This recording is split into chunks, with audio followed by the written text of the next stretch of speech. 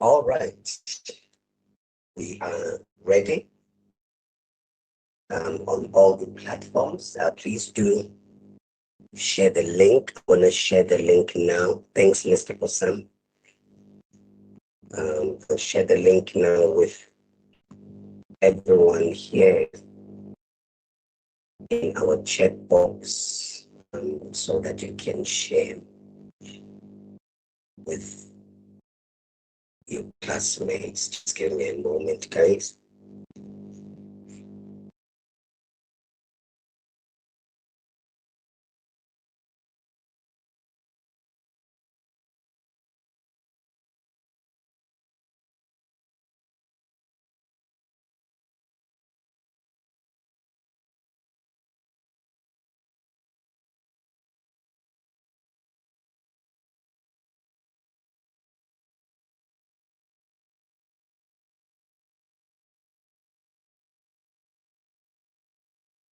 I'm finding it difficult to share the link. Kotsam, would you kindly please share the link on the text box? It's not allowing me on my end. Right, let's begin, ladies and gentlemen. Again, would like to welcome everyone. Thank you so much for coming through. From wherever you're watching or joining us, please make sure you sign and register, and that will be very much appreciated. Ladies and gents, let's look at the first poem for the night. We're going to start from now until 8. Should we get interrupted, we are going to use the same link to rejoin until all poems are covered. Now, please note that we have been using the twist method in the teaching of our poetry since we started teaching poetry. A number of techniques we have used, and now recently we have truly began to love the twist method. Again, this must be done prior to you entering the exam, because there is absolutely no time for you to start working on analyzing the poem. These poems must be analyzed ahead of time so that by the time you get to the exam, all you work on, excuse me, is the poem and the questions. Now, looking at our title, Shakespeare begins to give a title in a numerical approach. He uses a number, which is rather strange in terms of authors writing something that they need to convey a message. Now, looking at the issue of numbering, there's a level of distancing, and also we are trying not to be too close to the object that we are writing about. But also, numbering gives us a sense of the fact that there is actually no title to which we can really attach meaning, except that we would want to know that this is not the idealized love. Now, I want us to look at the two realities, the idealized as well as real. So we would want to say it's reality versus appearance, what we wish things to appear to be, as opposed to how they really should be. So now, Shakespeare's numbering implies it's part of a larger sequence exploring love's many dimensions. It's a very deep thing that we are getting here to say. There are many things Shakespeare could really say about love, as well as dimensions of this love he is writing about.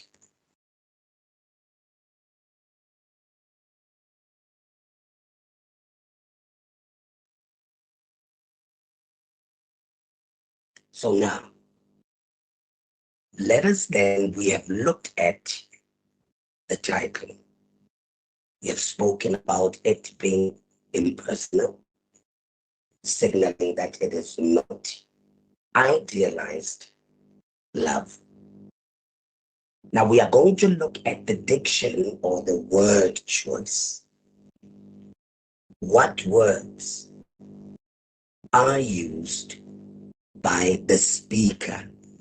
Now please, when you answer questions related to poetry, try not to say the author, because in most cases, the author and the speaker are not the same person. So the words Shakespeare used are very plain, honest, and realistic. Now, look at what I'm going to do now. We are looking at diction. Nothing like. Then we've got black warriors. We have Greeks, natives. Now, these are words or the word choice or diction, because in the exam we would use the word diction. Are words he uses to reject poetic exaggeration. Remember, the traditional poetry is that of exaggerating. It's hyperbolistic. We are using hyperboles in most of the time to express how we feel about the people we love. So now, by using ordinary language, Shakespeare begins to mock the artificial comparison used by other poets. Now you look at how other poets describe the love experience and how the musicians would sing about the experience of love. I will cross the oceans for you. That's a very exaggerated expression of love. How can you really cross the oceans? However, the final play, and yet by heaven, I think my love as rare as any be-light with false compare. These now begin to show the true love and its sincerity, which is not based on illusion, meaning that you don't love based on things that are hyperboles or idealistic. You look at this person and you can tell that their walk is funny. They walk in a very funny way, but they are very special too. I mean, real love does not look at all of those things. Look at this person and think, no, it's extremely short, but you love them. Shakespeare is moving away from sharing images of love using the ideal, but they use, or he uses, the real by saying that this woman is nothing like a son. Right. Now, these are things that you are doing during preparation time, not in the exam room, because you've got 2.5 hours. Now we move to the imagery. Now, these are your figurative language or figures of speech.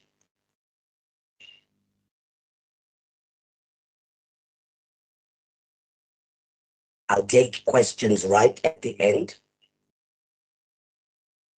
So I want us to look at eyes, nothing like the sun. Coral is far more than red. Now let's underline that. Eyes are nothing like the sun. Use of light creates a simile. Again, a simile is a comparison between two things by the use of as or like. So two things are being compared here. The eyes are compared to the sun. Now here's the question then. A question might say to you, identify a figure of speech used in line 1. You should give an answer for 1 mark with saying the figure of speech used is a simile. Now the next question, a follow-up question, which is always out of 2 marks, and it always follows this question.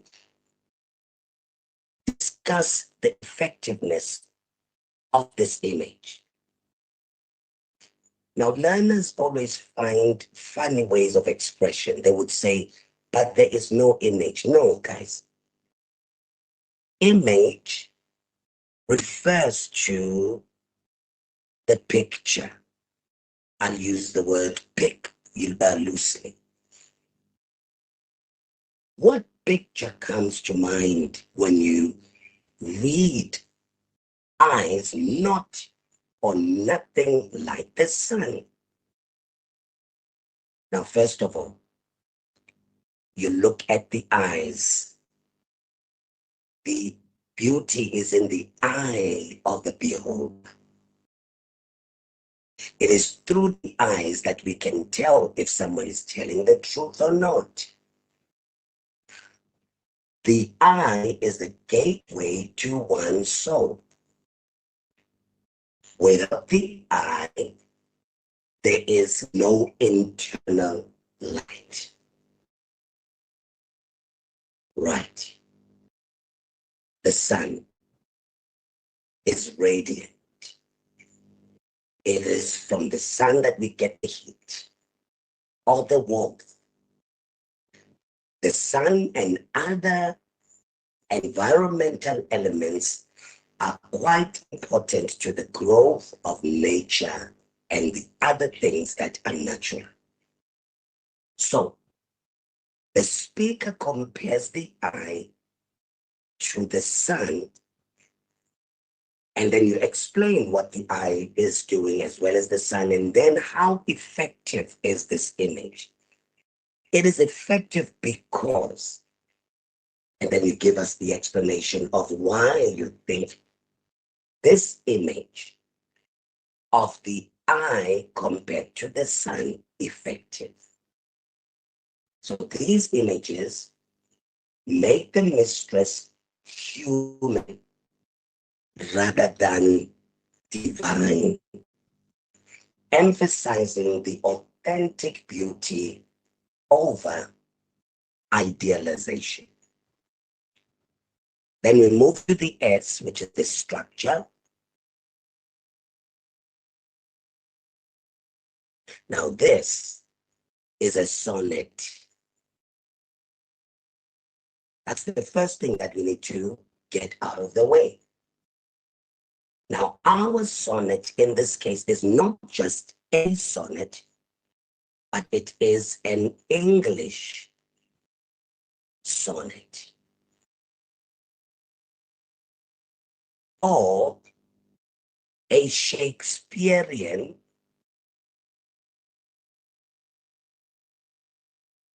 sonnet. My Shakespearean might be wrong there. You'll fix it during your study time.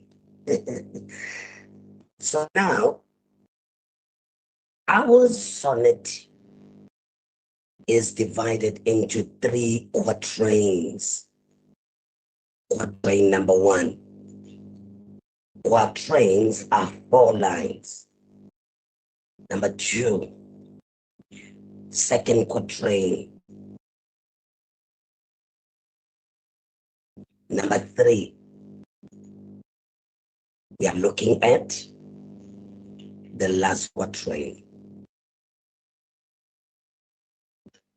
So we've got quatrain number 1, number 2, number 3, and then finally we have the rhyming couplet.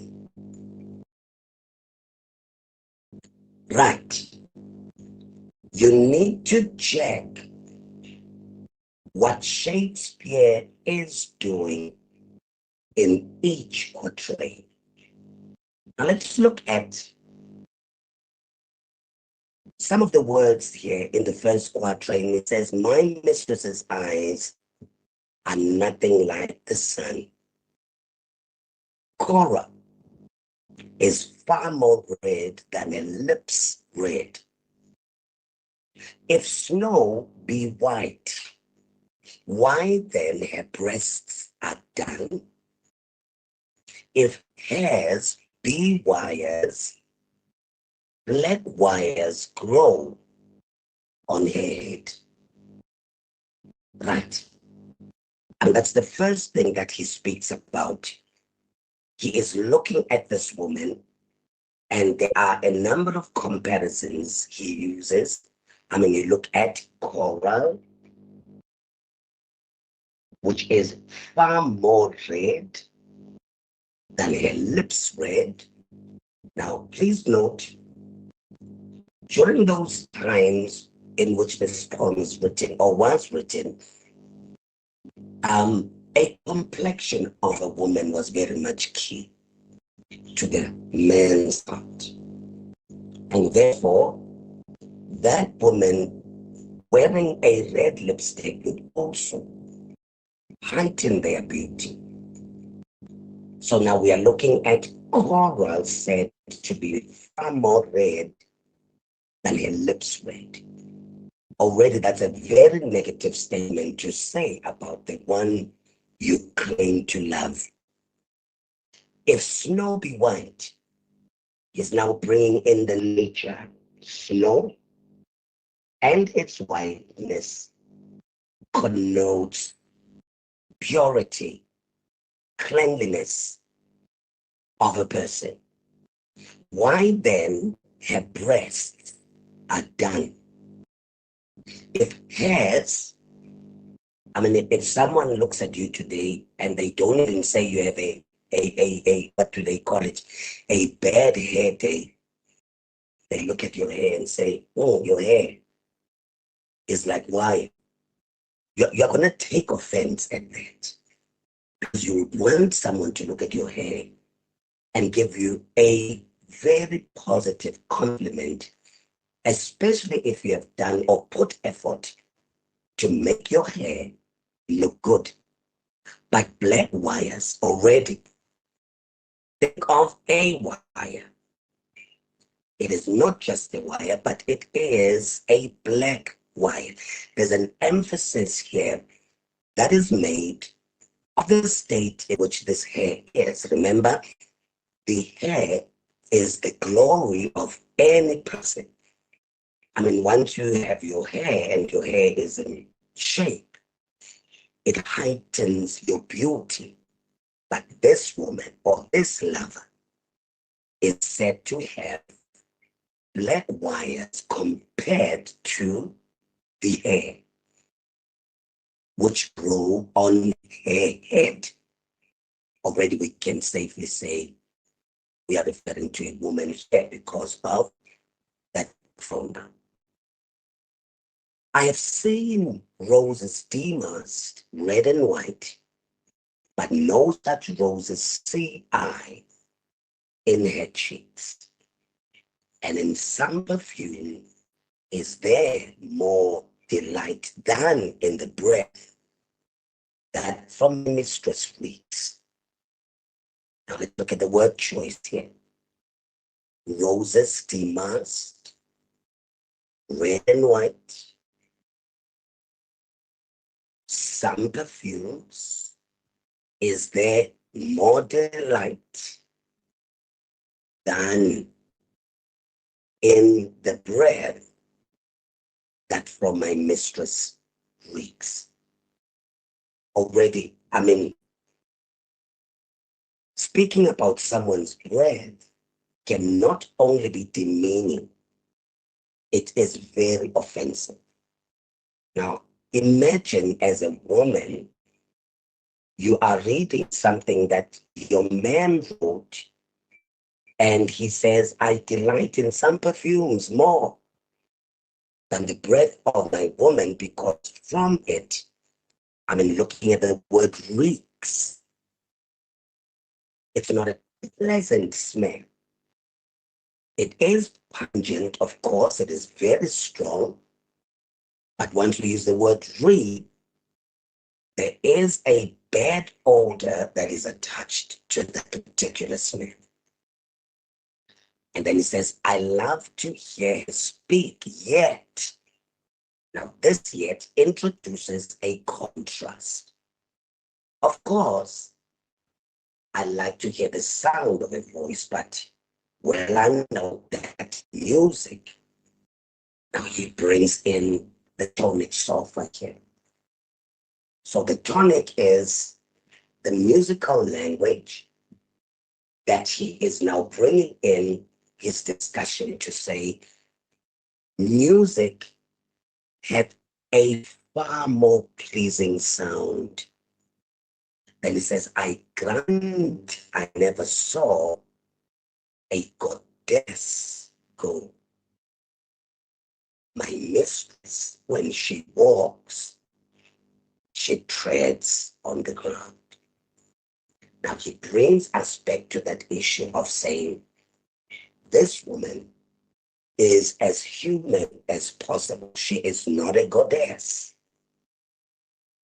And then in the last two lines it says, and yet. Now he falters and he brings now the contrast to the entire discussion. If you have looked at the discussion, you will realize that he has used the negatives. But now he says, by heaven, I think my love is rare. So he says, I've got a very funny way of showing how I love this woman. And the manner in which I love this woman is not ordinary. Yet, by heaven, now he uses the heaven as a place of perfection. So this woman might not be perfect, but I think despite her imperfections, I still love her. As any should be like with false compare. Now, the be light, you look at the light and false compare, comparison. So Shakespeare is saying all of these are the comparisons that are conventional. Women compared to roses, women compared to everything that is wonderful. it is quite conventional and very much um, typical of how women are referred to. But yes, I am in love, but I'm not going to be bound by that. I'm going to speak about my woman in the manner in which I see fit to express myself. So this is Shakespeare's way of giving to us his heart about his beloved. Now the T is the tone. Now if you look at the tone, it starts off as a very mocking tone in the first three quatrains. It begins with a mock, it shifts to humor in the second quatrain and the third quatrain, and then in the rhyming couplet, it begins to be very much affectionate. So he begins to satirize conventional love poetry that exaggerates women's beauty. So tone can also be coupled with the theme or a central message. You will get the central message question. So the central message here is that true love is honest. It is grounded in reality rather than idealization. And then finally, the authentic affection recognizes imperfections, yet remains deeply genuine. Of course, Shakespeare has spoken about this woman in very much unconventional way. But the truth of the matter is, the man loves this woman, and he chose to do it in a quite strange manner. Right. Let's look at the possible essay question that you might get. The speaker. Now, please remember to bring your highlighters to the exam room so that you take your questions as best as you can. The speaker mocks the manner in which women are presented in traditional love poetry. Now, it is quite simple to think that you understand the topic.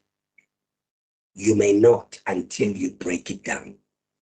So on Saturday, we looked at the fact that you need, in fact, on Monday, you need to figure out the triggers to the question.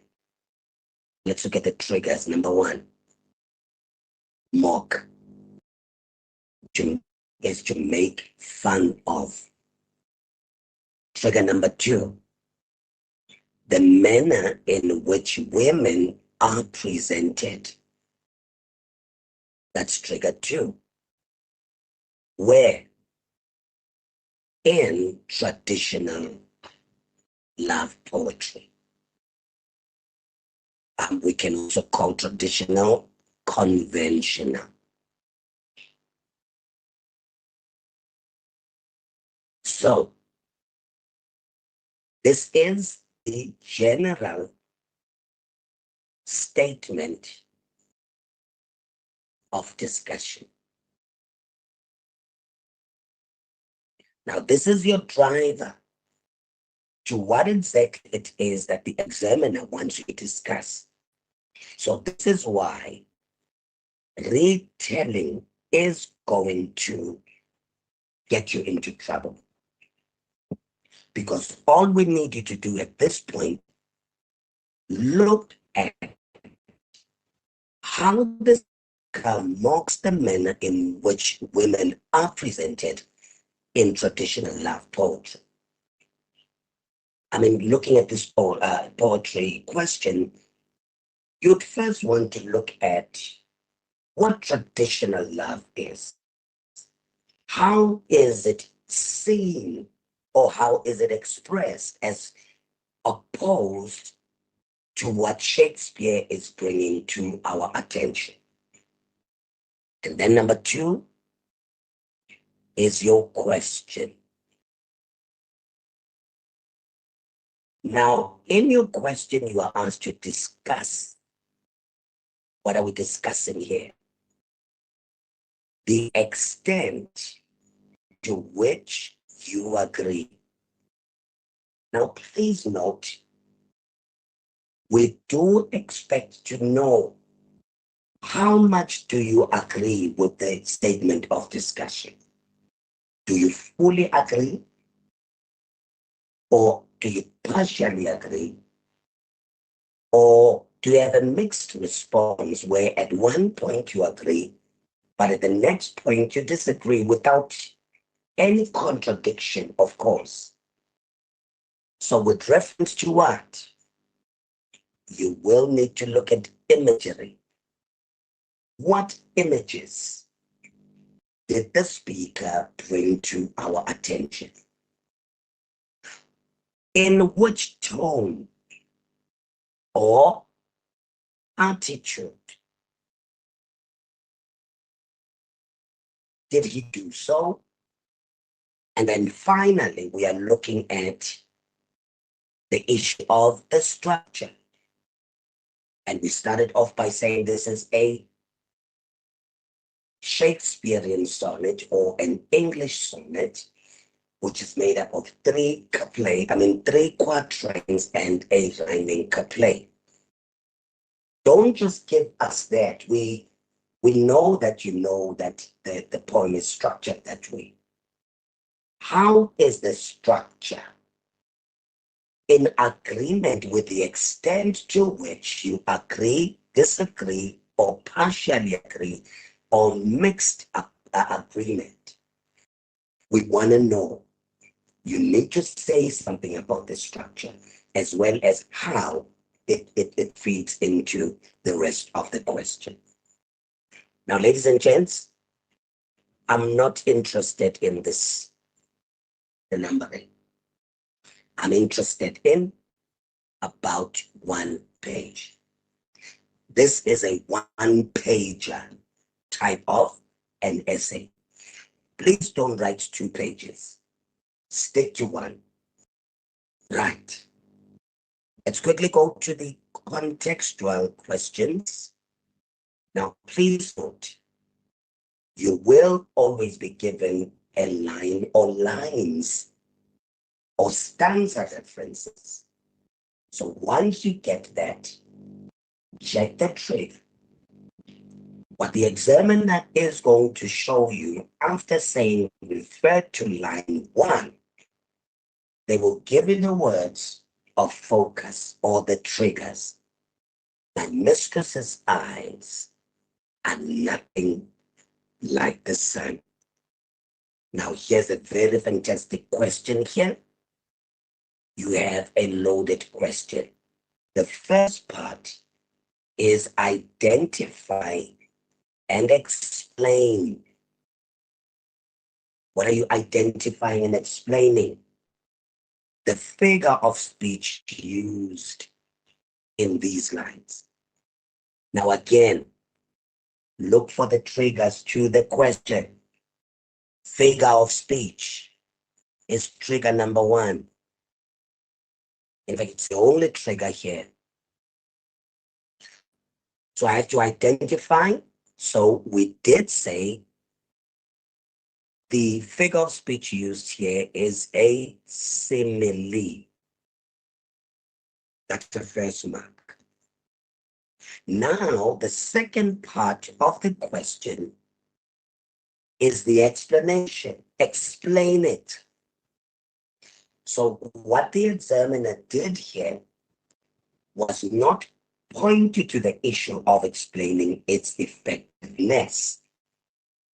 So you are going to explain how the simile or the comparison of one thing to the other It creates a similitudinous image. So how is the simile or the image created by using a simile effective?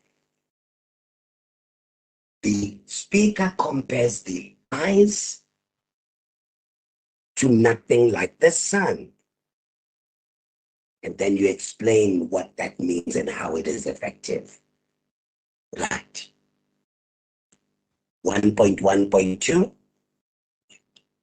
comment on.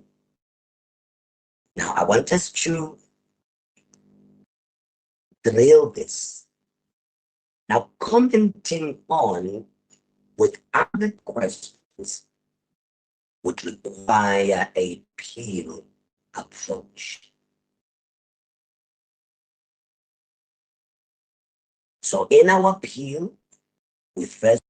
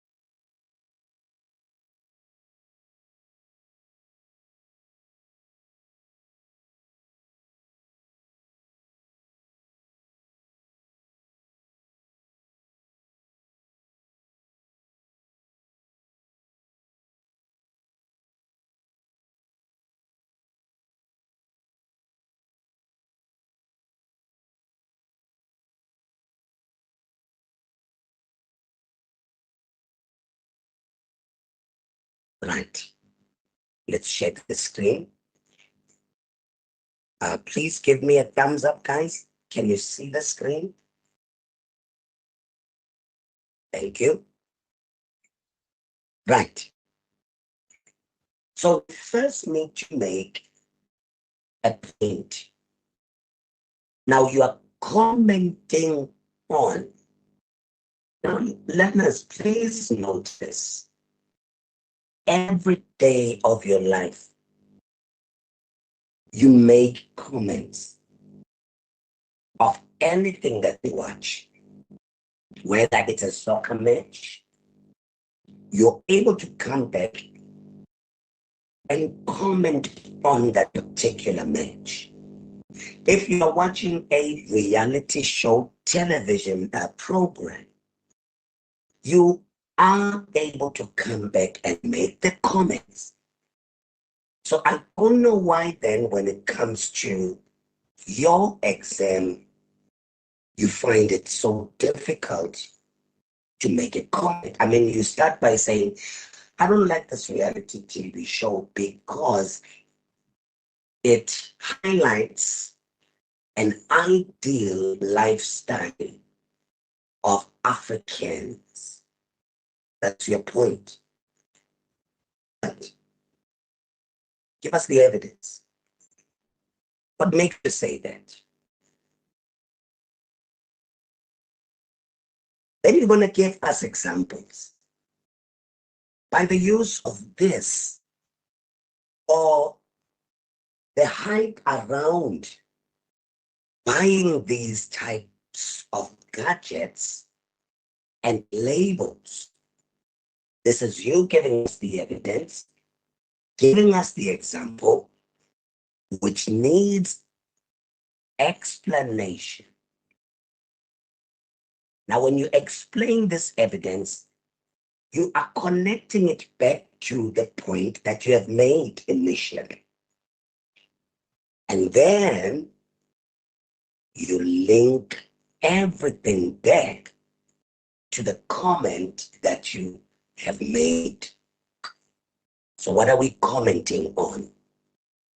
The difference between perceived beauty and actual beauty according to the speaker.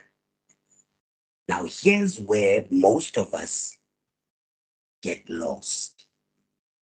I mean, this is a 3-mark question.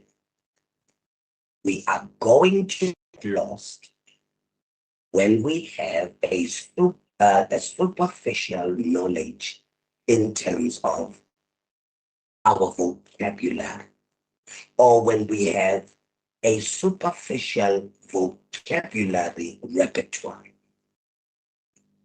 Now, the trigger is trigger 1, the difference. So here we are looking at a comparative. So we are comparing between what? Trigger number 2, perceived beauty. Perceived or perceived, you think of point of view, or you think perception, and then actual beauty according to the speaker. So the point at first would be that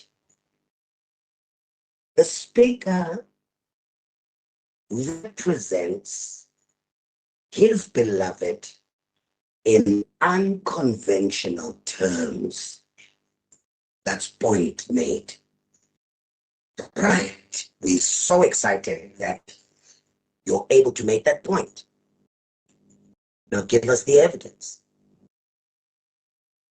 It shows us that the perceived beauty, you go back again to your poem.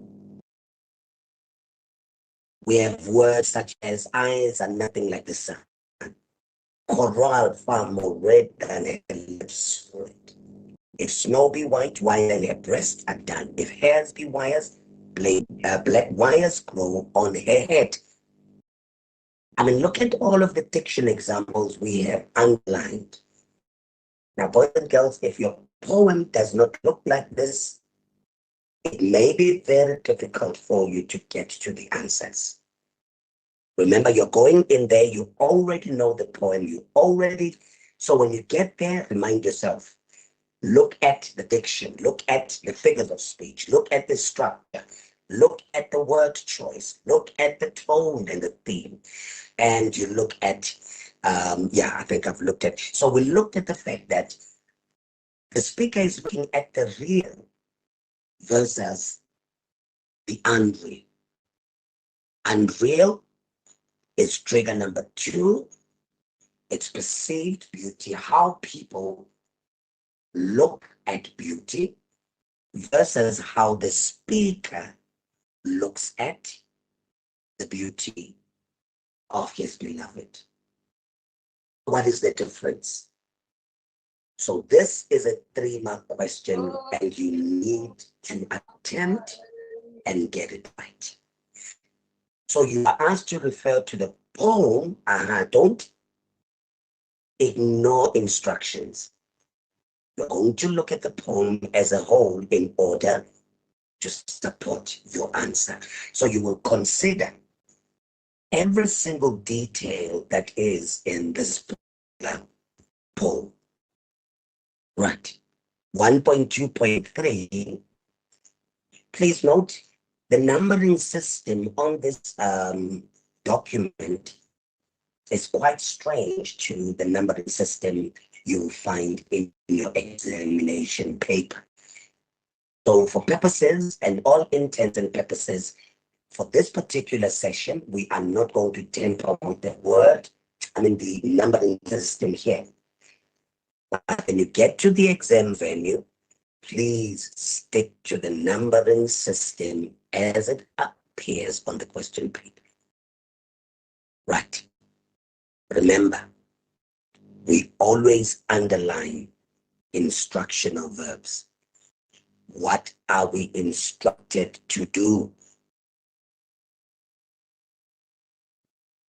Discuss. Are we discussing?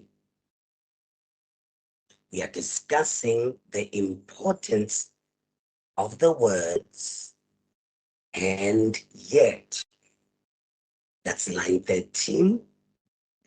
In the context of the poem as a whole. Now, please be very careful of the issue of in the context of. Now, let's get the triggers to our question. The importance is trigger number 1.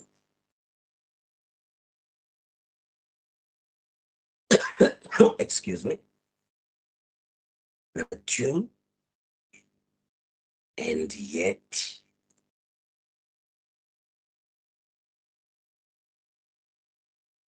That's trigger 2. All right, sorry, guys. And then trigger 3. That's number 3. So we want you to ground your answer in the context of the poem. Now, please note the importance could be asked as the significance.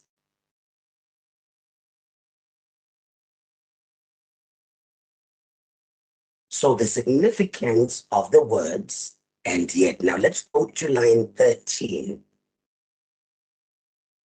And yet. I mean, we don't usually begin a sentence with a conjunction, and in this case, it's a coordinate conjunction and. So it means there are some things that have preceded the discussion. And he says, and we said he begins to then now falters, or he brings a contrast to everything that he has been saying. And yet, what effect does the word or the phrase and yet bring to our understanding? How important are these words, or this phrase rather, how important is this phrase in the context of the poem as a whole? So looking at lines 1 to 12 and how he falters these in lines, the 15th line now indicates the importance of these words. And we should be able to answer that. Right.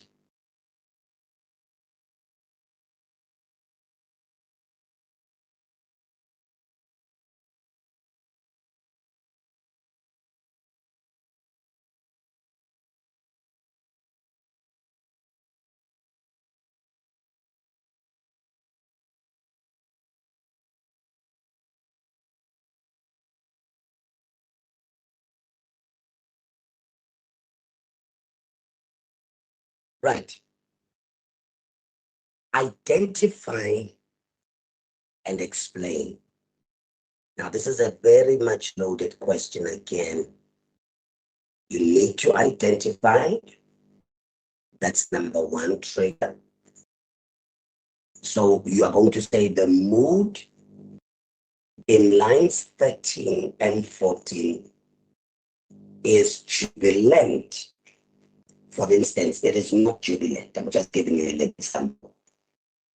And then you explain that mood that is used. So trigger 1 is identify, then trigger 2 is providing the explanation for this particular mood.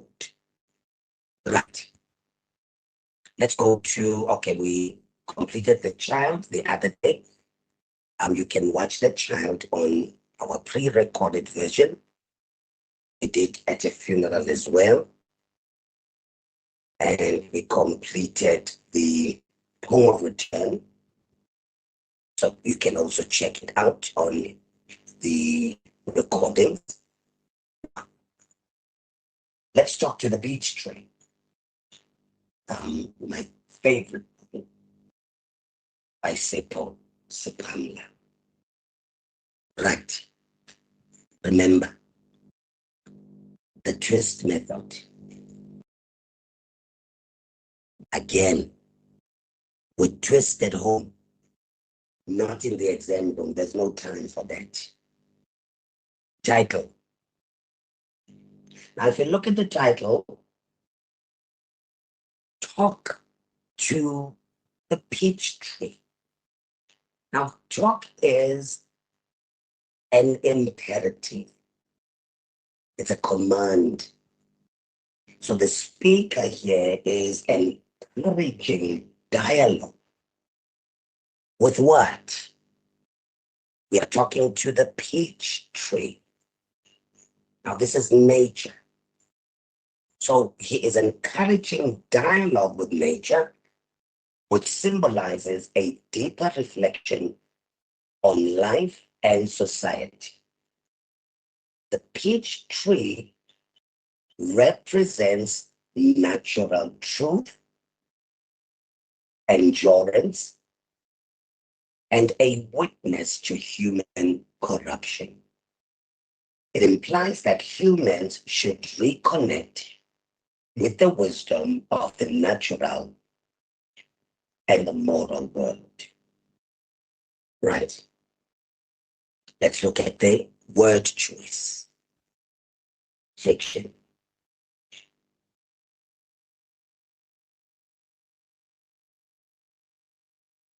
Now, Sipamla uses simple conversational diction.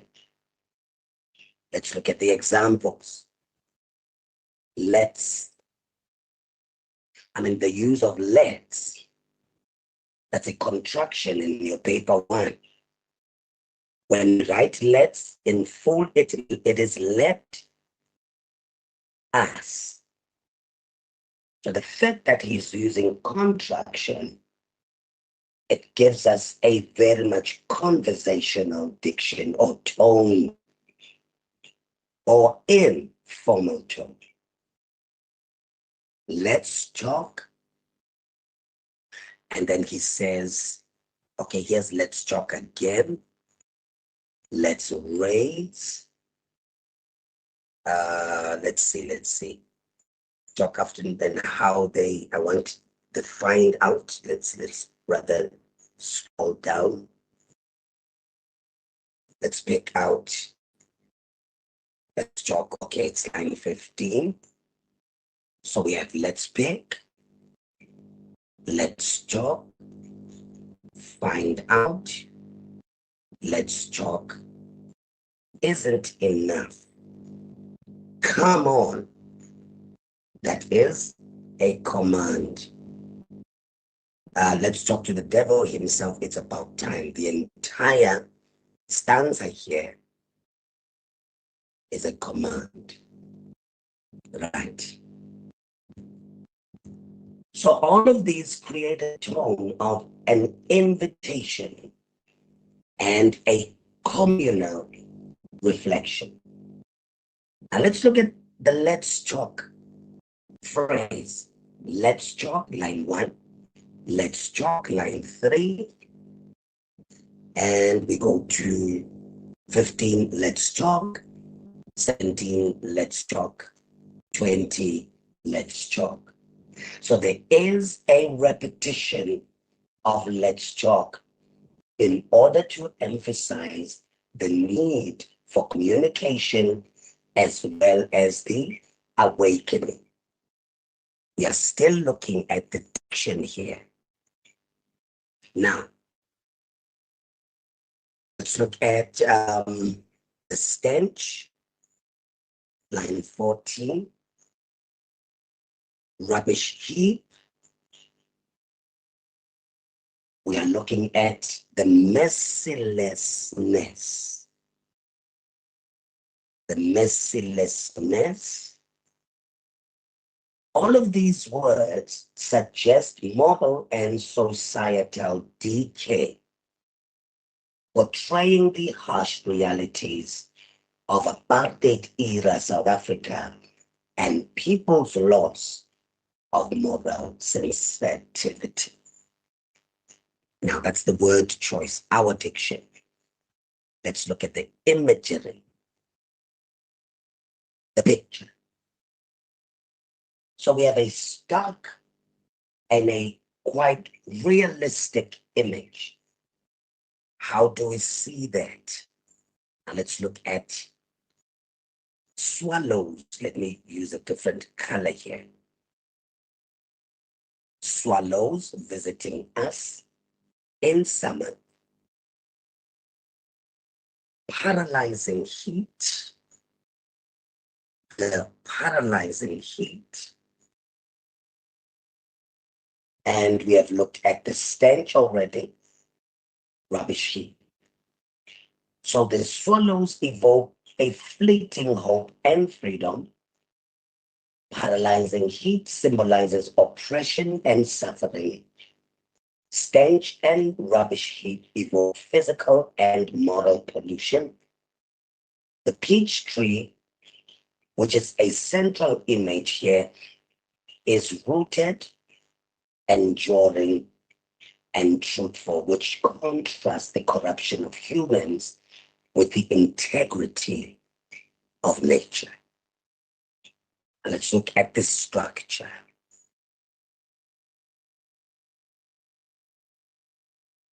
Now, if you look at this structure, you cannot ignore lines 7, 8, 9, and 10 because there is an indentation.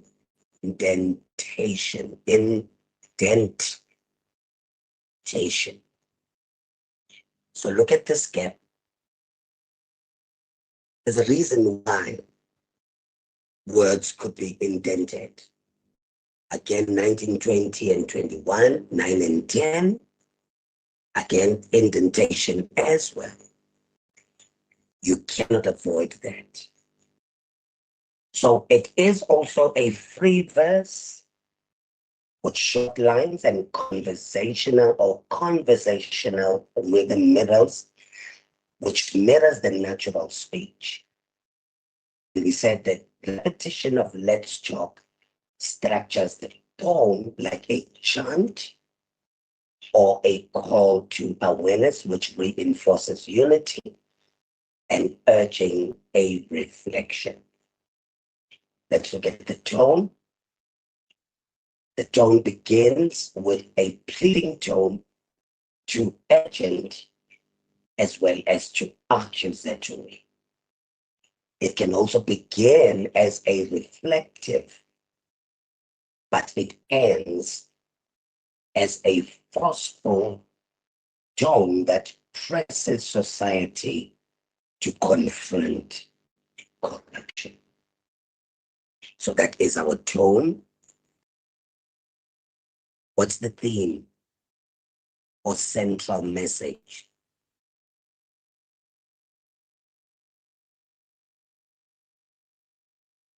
So the poem calls for self-examination and truth in a decaying society.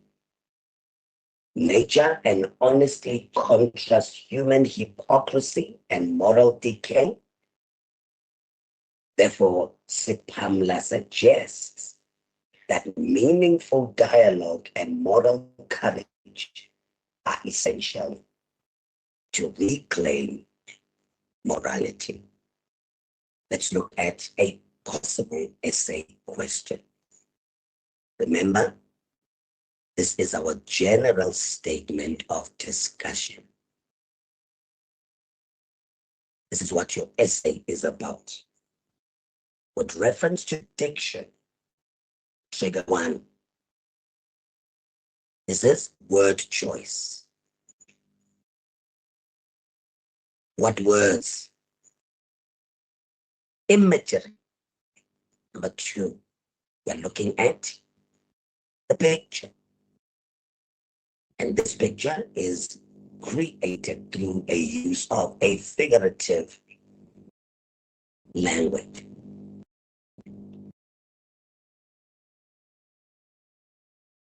John, we are looking at the attitude of feeling. Discuss, we underline that instruction What are we discussing? How the speaker explores issues and dissatisfaction.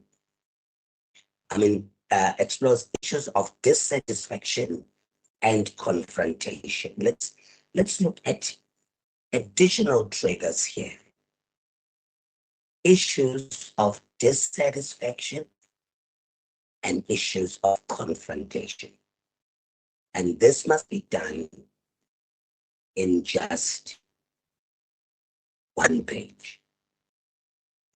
Don't try and be so excited about showing us that you can write. This is no time to do so, because you are writing all of this in 2.5 hours. Right, let's get to the contextual questions. Again, do not forget to first underline instructional verbs. What are we explaining for 1 mark? The use of the word stench in line 4. Ladies and gents, please be aware this is a 1 mark question. And therefore, we don't expect you to write a paragraph.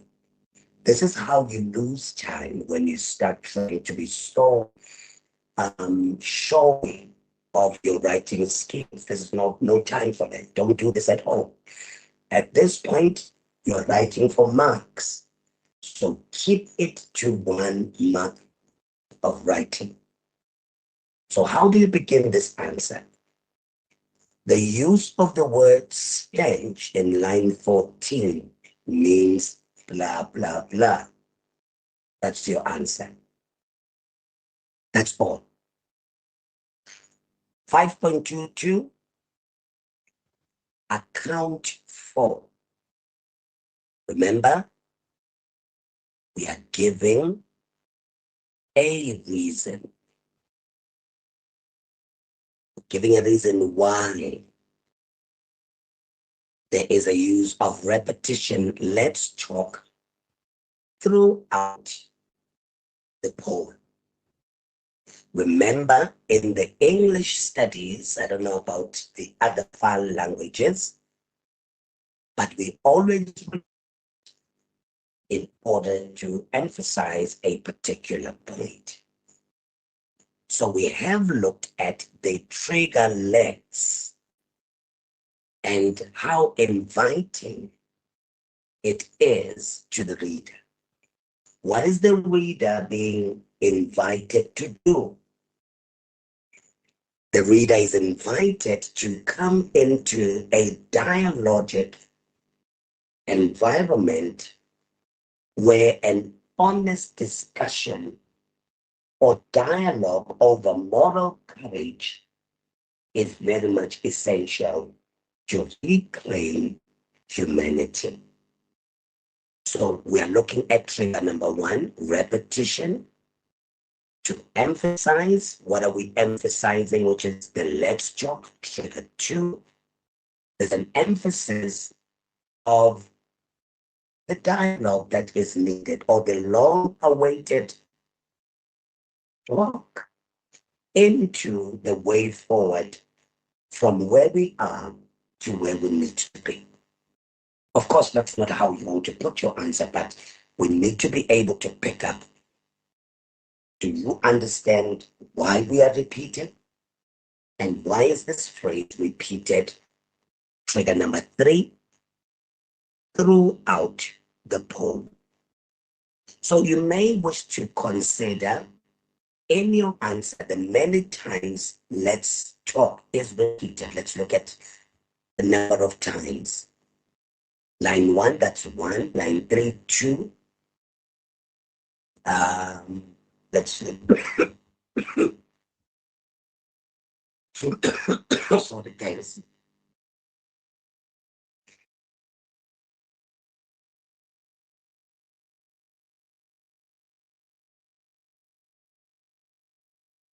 The time is 15.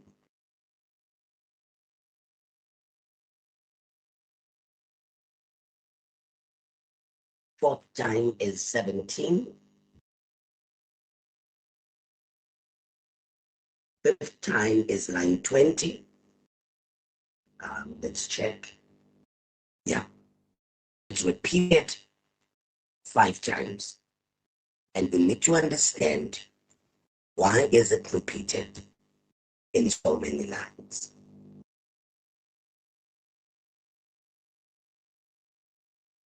Right. 5.2.3.1. Identify, that's your instructional verb. What are we identifying here? The figure of speech used in line 11. Let's go to the 11th line.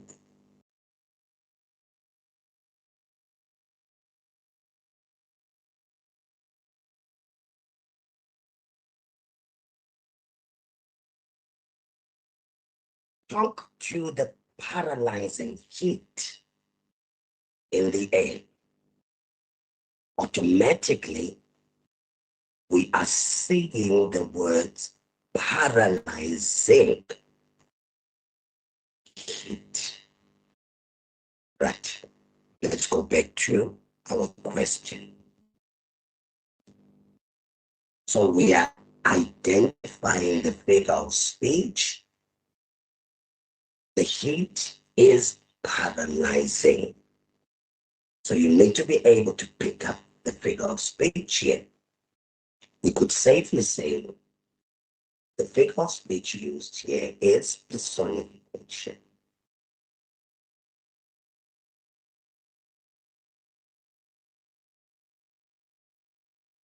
Right.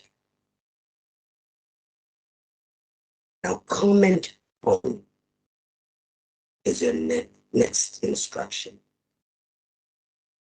What are we commenting on? The effectiveness of the image in lines 11 and 12. Let's go to line 11 and 12.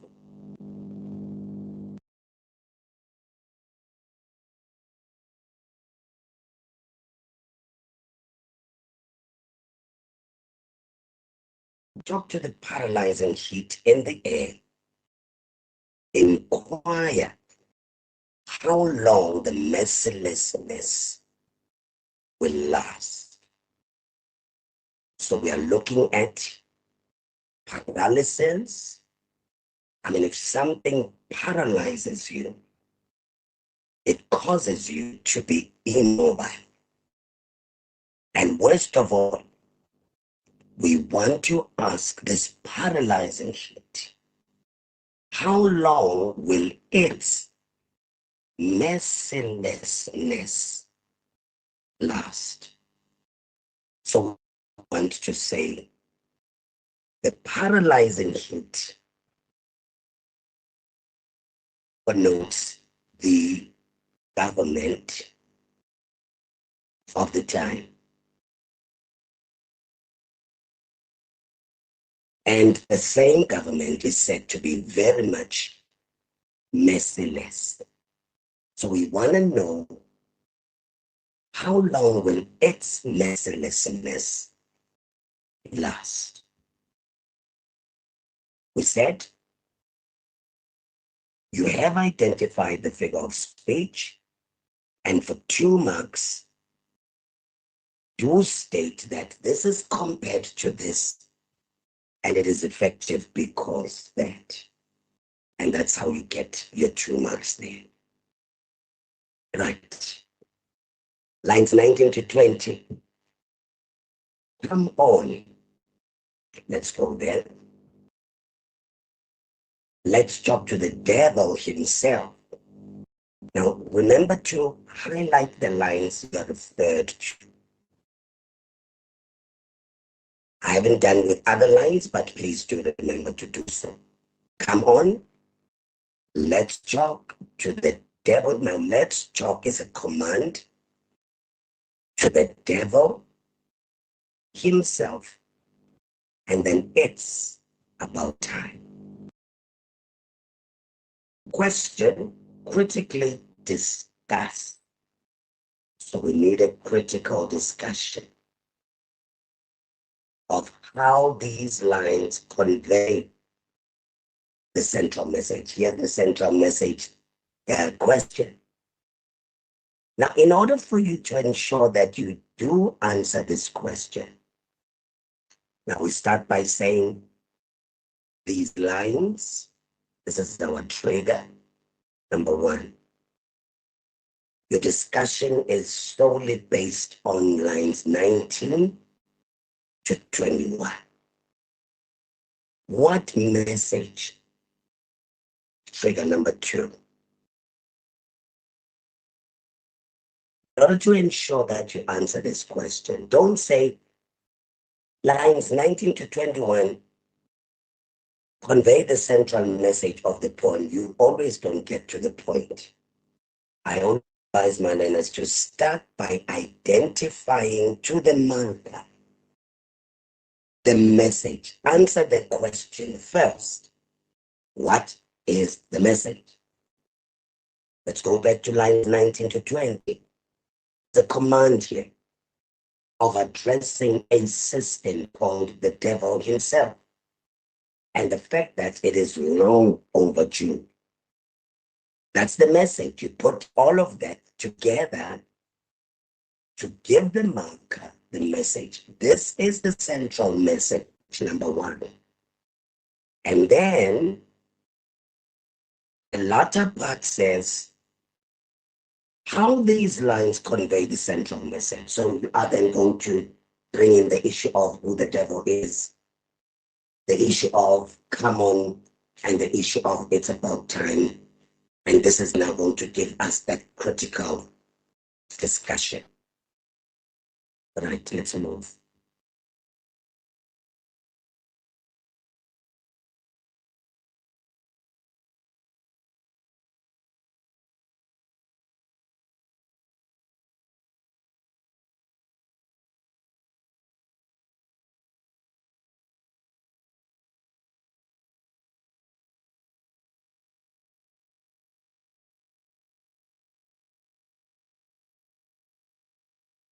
All right.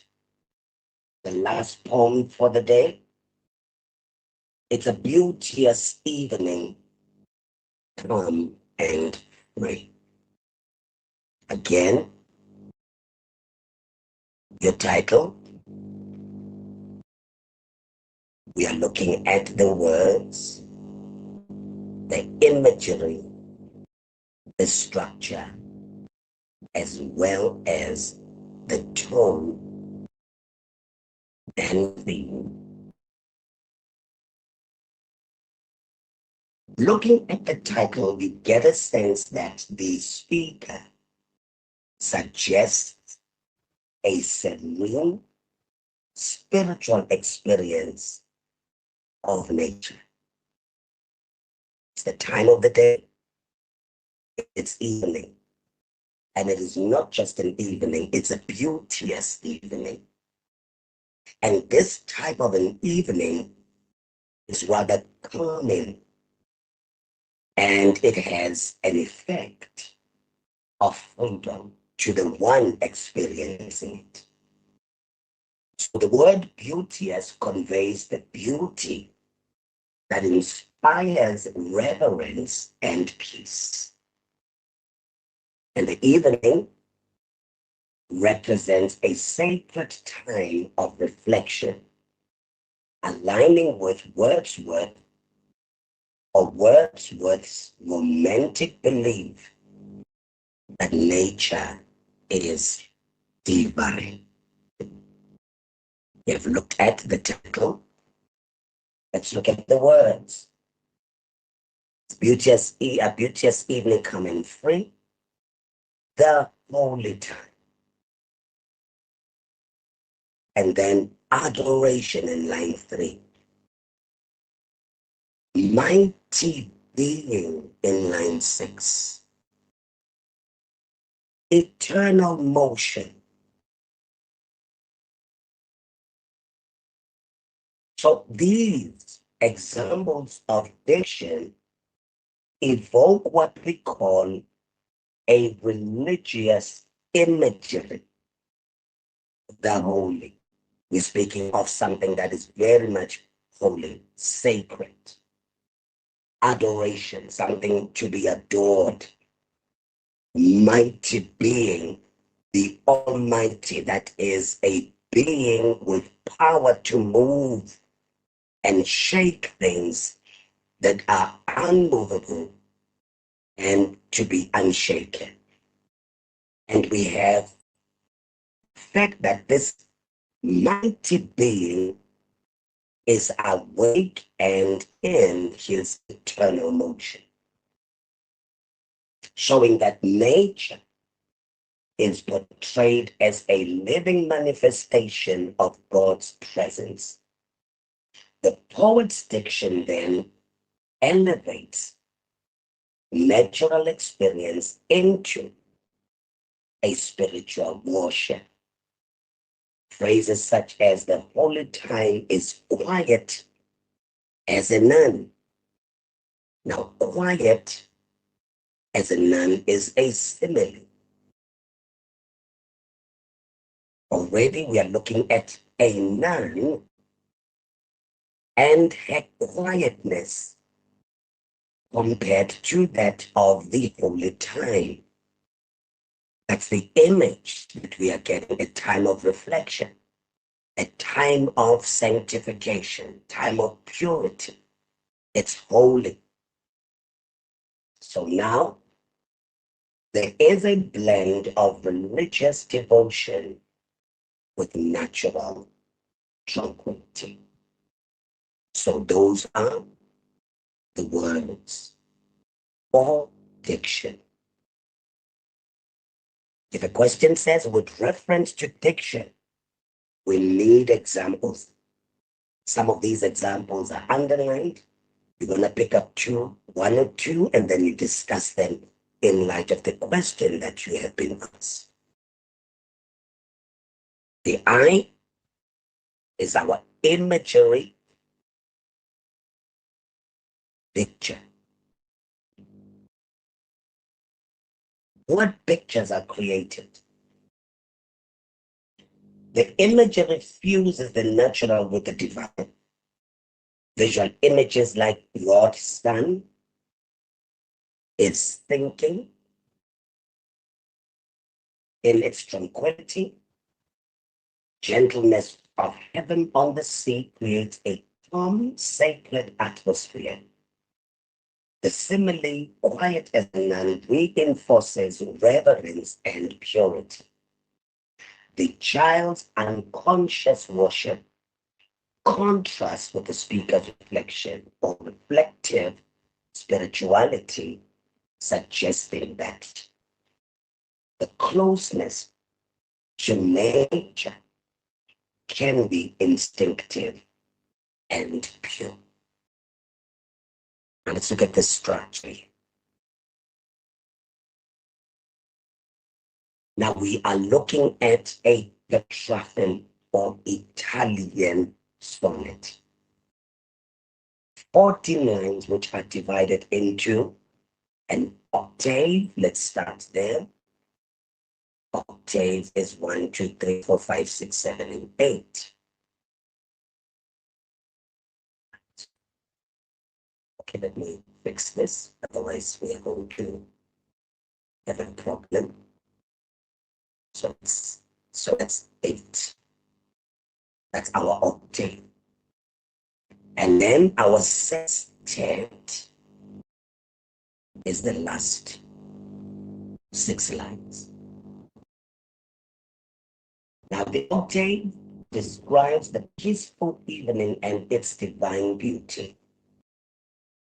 The sextet reflects on the child's natural innocence and spiritual connection. The shift, which is the water, in line number 9,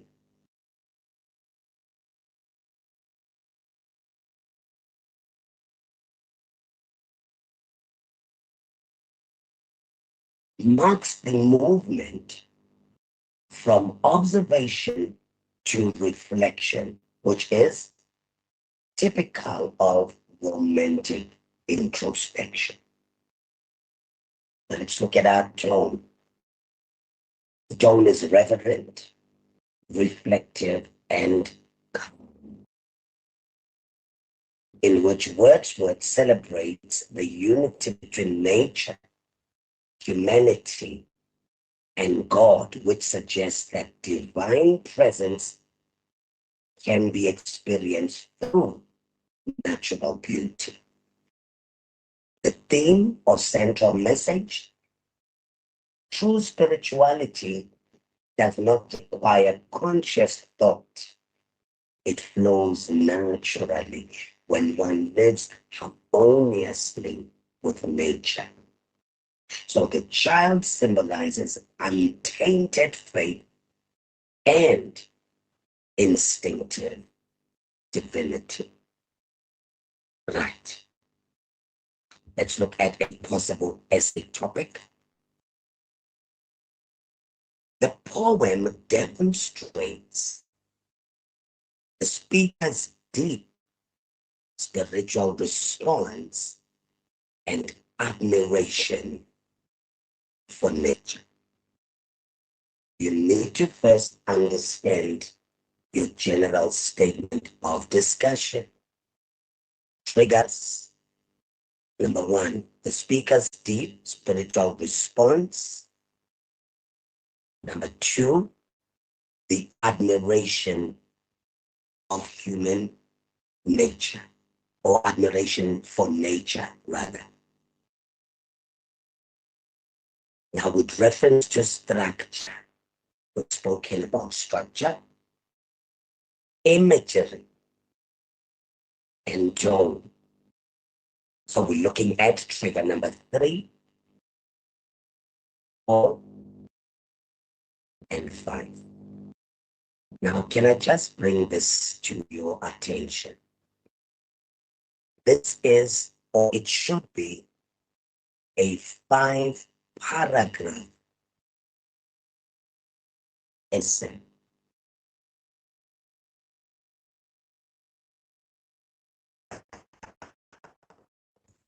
One this, yeah, is your introductory paragraph.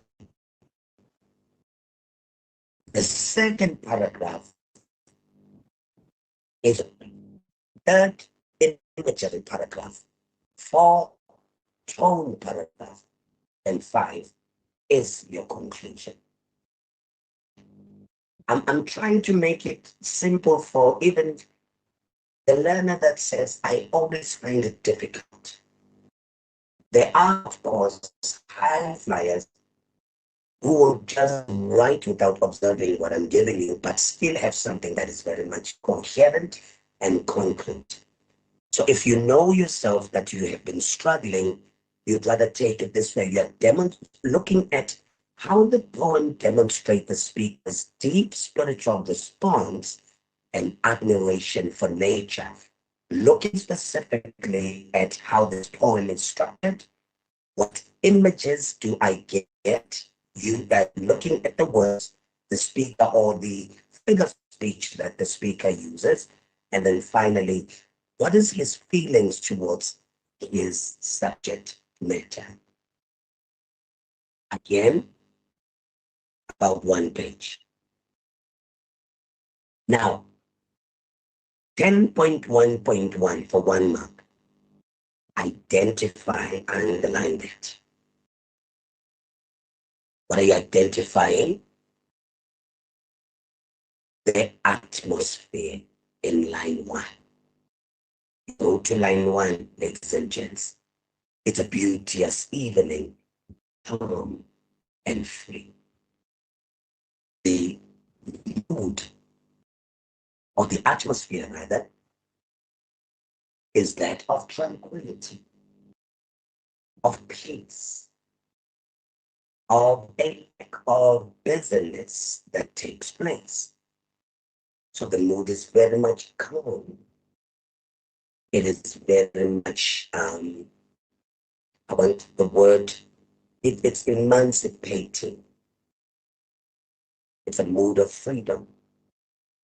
So again, look at the line to which you're referred and read to see what atmosphere do we get from it. 10.2.3, we are going to explain the effect of the punctuation mark in listen. In line 6, that's a 2-mark question. Let's go to line 6. Listen, the Almighty Being is awake. Now we get a sense of a command here with a heightened emotional response to the issue of the awakeness of this particular mighty God. So we know, first of all, why we use an exclamatory, and in this case, it is used alongside a command to listen, but it becomes an exclamatory type of a command. So we are looking at, let's look at the trigger, the effect of this punctuation mark. That's the question. Right. 10.2.8, account for, give a reason for what? For the sons, no, for the sons being described as broad in the context of the poem. Let's look at the triggers to our question. We are looking at the sons being described as broad. Now, in the context of the, never forget to look at the in the context aspect, because that is where you need to bring into context of particular poem. Right. 10.2.4 refer to line 6 to 8. Always go to those lines. Listen, the mighty being is awake and doth with his eternal motion make a sound like thunder, everlastingly. But look at this. There's a use of a dash. Let's look at some words here. The mighty is awake. He's with his eternal motion, and he makes a sound like thunder. And this is everlasting. So there's a lasting impression. These movements leave in the hearts of the people or of his people. Discuss. What are we discussing? The effectiveness of simile in these lines. Again, in this question, the trigger, we are looking at the effectiveness. How effective is this simile? Now, what is being compared to what? Let's go back line 6 to 8. The mighty is awake. There's no simile there. And dot with his eternal motion, no simile. Make a sound like thunder. That is where the simile is. Now, sound made by the mighty being is likened to the sound of thunder. And we know that thunder is loud, it is memorable, it can be very frightening.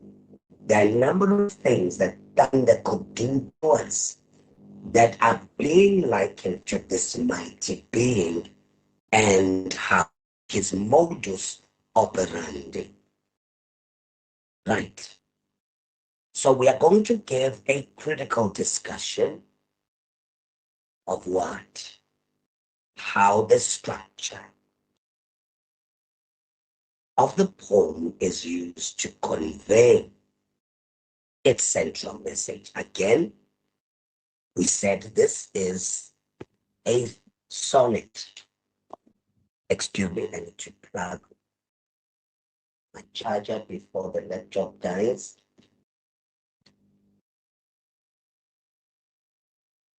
This guys. Right. So we said it's a sonnet. And so your response, you're going to look at what does the first 18 achieve and the last 6 lines, and how that structure is used to convey the central message. Again, I said the central message question. You first answer, what is the message? So you start by saying the message conveyed by these lines or structure of the poem is A, B, and C, or the central message is A, B, and C. The speaker uses the structure to achieve this message by A, B, C, D. So we need a clear response to the central message. We want to know what is the central message. Right. I just want to check if we have, I'm only going to be able to take 2 questions. The rest, please do type your questions on the chat box. Do we have any question from you guys? Going once. All right, please see. Okay, Masonga, let me allow your mic. Your mic is enabled. Please speak to it. Good evening, sir. Hello, sir. I'm listening. Sir, where do we find the recordings of the previous poems you did? When you click on this YouTube link, it should also give you the other recordings. Right? Okay. It's going to take you straight to the channel. And once you get there, you'll get, because we are live now, it'll take you to this one. But after the session, you should be able to see other recordings there. Okay, thank you. Does that answer your question? Yes, sir. All right, thank you so much. Anyone else? All right, I do see that people are okay. All right, are we okay? And a reminder, guys, please ensure that you sign the register. And we are just going to leave it here. Thank you so much for coming today. Hopefully you will be assisted with input. Tomorrow we're going to cover the next 3. At least by Friday we should be done. We will see you the next time a night before the night. You'll be able to, and thereafter it will be a guide our preparations. A very good night to every one of you, and thank you so much for coming. Hope to see you again too. Thank you, Mr. Kosan, for making this presentation available on YouTube. And we really urge you guys to revisit the recordings before you write your page to ever since the great months.